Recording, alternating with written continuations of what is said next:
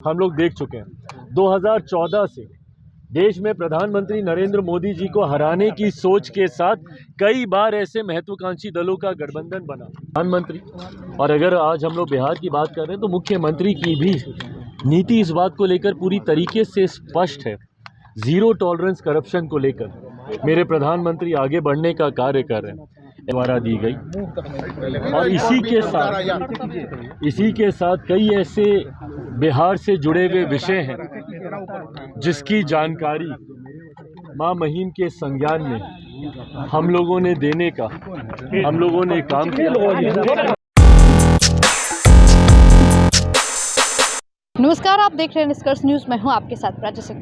केंद्रीय मंत्री चिराग पासवान पटना आने के बाद आज नवनियुक्त राज्यपाल कहे तो आरिफ मोहम्मद खान से आज औपचारिक मुलाकात बताई जा रही है। और मिलने के बाद जिस तरीके से उन्होंने कहा, सबसे पहले वो तस्वीर देखिए अंदर जाते हुए, उसके बाद मिलकर वापस आते हैं। उसके बाद जिस तरीके से लालू प्रसाद यादव, तेजस्वी यादव पर, इंडिया ब्लॉक पर जिस तरीके से कहा जाए कि दिल्ली चुनाव को लेकर जिस तरीके से उन्होंने बयान दिया है, तेजस्वी यादव उन पर पलटवार करते हुए नजर आ रहे हैं और कहते हैं कि ये तो पहले ही कहा था, अब तो पूरी तरह से इंडिया ब्लॉक जो है वो ध्वस्त होती हुई नजर आ रही है। इस तरीके से उपचुनाव में भी ढकोसला था, उपचुनाव में भी वो हार गए जहां उनकी सीट थे, लेकिन एनडीए की जीत हुई। और वहीं दिल्ली में भी डबल इंजन की सरकार होगी। बीपीएससी अभ्यर्थियों के लिए भी चिराग पासवान बोलते हुए नजर आ रहे हैं। पहले क्या कुछ कह रहे हैं, पहले उनकी बयानों को सुनिए।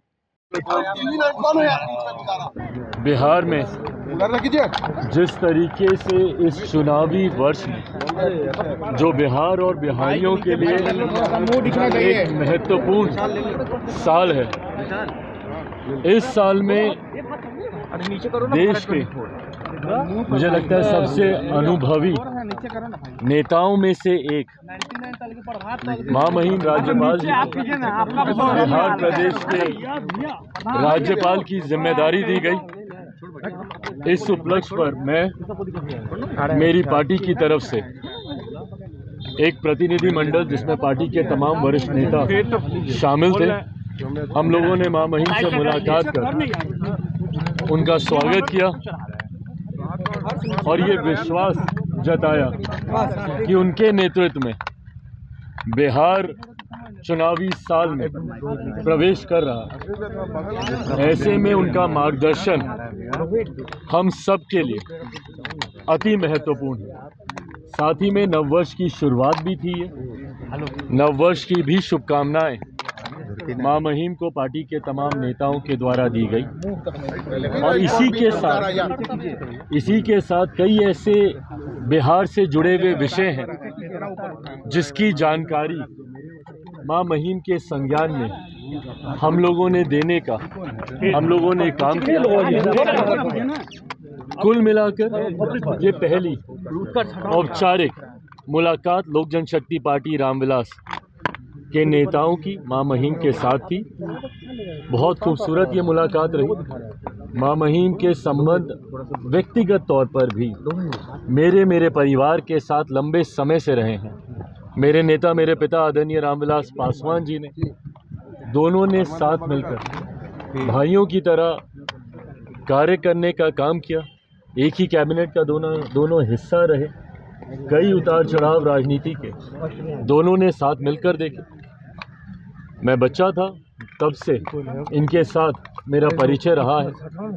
उस नाते भी आज उनसे मिलना एक सुखद अनुभव रहा। सर, ये चिराग जी राजद के विधायक हैं आलोक मेहता, उनके 16 ठिकानों पर ईडी की रेड चल रही है। भाई देखिए, मैंने हमेशा इस बात को कहा है, जितनी भी जांच एजेंसीज हों, ईडी हो, सीबीआई हो, आईटी हो, जितनी भी ये एजेंसीज हैं, अगर आपने कुछ गलत नहीं किया तो आपको डरने की ज़रूरत नहीं। ये जितनी भी रेड होती हैं, ये किसी न किसी जानकारी के आधार पर ही होती हैं। अगर आपने कुछ गलत नहीं किया तो आपके साथ कुछ गलत होगा नहीं। पर हाँ, अगर जो जानकारी प्राप्त हुई है जिसके आधार पर इस तरीके की रेड की जा रही है, उसमें अगर कुछ सही पाया गया तो किसी भी गुनहगार को बख्शा नहीं जाएगा। ये केंद्र सरकार इस बात को लेकर मेरे प्रधानमंत्री, और अगर आज हम लोग बिहार की बात कर रहे हैं तो मुख्यमंत्री की भी नीति इस बात को लेकर पूरी तरीके से स्पष्ट है। ज़ीरो टॉलरेंस करप्शन को लेकर मेरे प्रधानमंत्री आगे बढ़ने का कार्य कर रहे हैं। ऐसे में अगर किसी ने भी भ्रष्टाचार या कोई भी गलत कार्य किया है तो उसको बख्शा नहीं जाएगा, इस सोच के साथ सरकार कार्य कर रही है। अलायंस तथाकथित इंडिया अलायंस आज स्वतः इन्हीं के घटक दलों ने इंडिया अलायंस को स्वाहा कर दिया। जो विपक्षी दलों का गठबंधन जिसका महिमा मंडल ये लोग करते नहीं थकते थे और उसको एनडीए के सामने विपक्षी एकता का चेहरा बनाने का ये लोग काम करते थे इंडिया अलायंस को, आज उन्हीं के कई घटक दलों ने उसकी समाप्ति की घोषणा कर दी। ऐसे में एक बात तो तय हो गई है कि विपक्ष पूरी तरीके से बढ़ चुका है और इस बात को मैंने कई बार बोला है कि जब महत्वाकांक्षी दलों का गठबंधन होता है तो वो कभी एक साथ नहीं रह सकता। ऐसे भानुमति के कुनबे को कई बार बनते और बिगड़ते हम लोग देख चुके हैं। 2014 से देश में प्रधानमंत्री नरेंद्र मोदी जी को हराने की सोच के साथ कई बार ऐसे महत्वाकांक्षी दलों का गठबंधन बना और परिणाम क्या हुआ कि ये लोग एक दूसरे की काट ही करने के लिए लग जाते। दिल्ली में अभी चुनाव है, इनके घटक दल आधे आम आदमी पार्टी को सपोर्ट कर रहे हैं।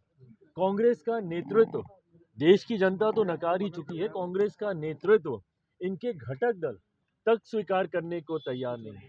तो ऐसे में एक बात तय है कि एनडीए के सामने कम से कम अब विपक्ष कहीं नहीं ठहरता। मुझे तो बिहार में भी नहीं पता, जब केंद्र में अगर विपक्ष की यह हालत है तो क्या राजद, वाम दल, कांग्रेस ये तमाम दल एक साथ मिलकर चुनाव लड़ेंगे?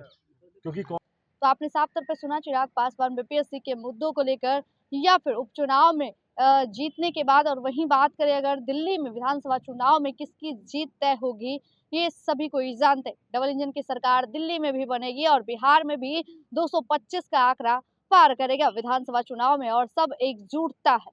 लेकिन देखना होगा इंडिया ब्लॉक में क्या सच में जिस तरीके से कहा जा रहा है एक तरफ की ध्वस्त हो जाएगी, जहां अभी से ही तकरार बन रही है, लेकिन देखना होगा कि आगे क्या कुछ होता है। बने निष्कर्ष न्यूज के साथ मैं प्राची पटना, धन्यवाद।